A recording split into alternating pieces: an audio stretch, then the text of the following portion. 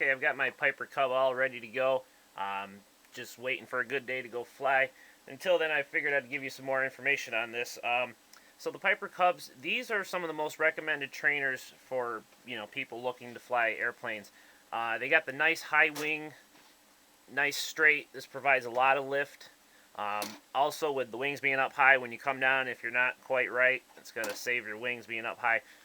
They're a lot more stable than airplanes with the low wings. Um, now this is a park flyer. I tell you it's a trainer airplane, but it's actually a park flyer. Park flyers are airplanes that are generally made of foam. They're meant to fly in parks. You'll see airplanes labeled as a trainer. A lot of time, trainer airplanes are a lot bigger, and they're usually made of wood and powered with nitro motors.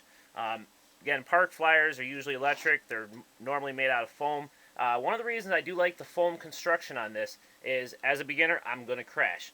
With this kind of a construction, I can buy replacement parts. This airplane carries a full set of replacement parts for it, so anything you break, you can buy another one to fix it without having to buy a whole new airplane. That's the downfall of some of the nicer airplanes, is they don't have replacement parts. You break it, you got to build a new wing or whatever you damage. This is a 3-channel airplane. It's got throttle.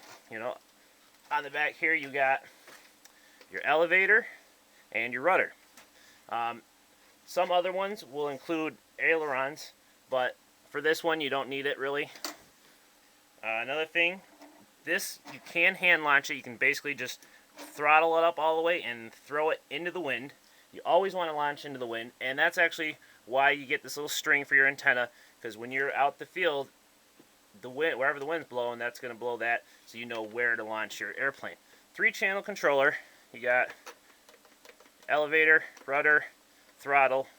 That's pretty much it. Pretty basic. Nothing you don't need, everything you do.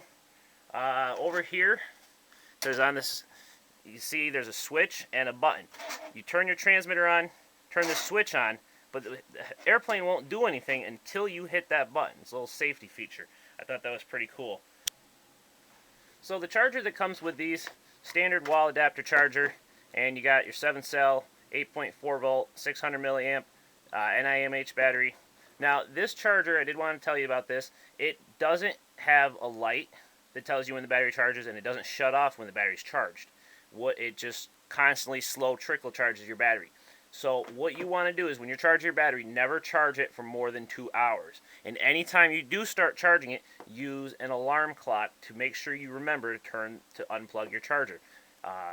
Because I guarantee you're going to forget once or twice. Now myself, I am going to be changing my connectors on this over to a JST connector, like that, because I've already got chargers that have lights and that will automatically shut off that I use to charge these batteries. So I'm going to change my connector over on my battery and my airplane so I can use my same chargers, and that way I don't have to worry about this one not shutting off.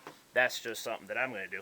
Okay, you should get pretty decent flight times with this battery. This airplane doesn't require a lot of power. You got 1 motor, 2 servos, very little. It's got high lift, so you're not going to be going full out all the time. So you should get pretty good, decent flight time, somewhere between 8 to 10 minutes. Now myself, I am also going to be using some lithium polymer batteries, 7.4 volt, 1000 milliamp batteries, and I also have a 7.4 volt, 1200 milliamp battery. The reason I'm going to be using these in addition to these is just so I have more batteries. The more batteries you have, the more flight time you get. Always, anytime you buy something RC, buy lots of batteries. If you can, buy an extra charger or 2. And especially with something like this, since it's foam and you can buy all the replacements, buy an extra set of wings, buy your extra set of tail fins, extra prop. Yeah, that's probably it. Maybe an extra set of these, but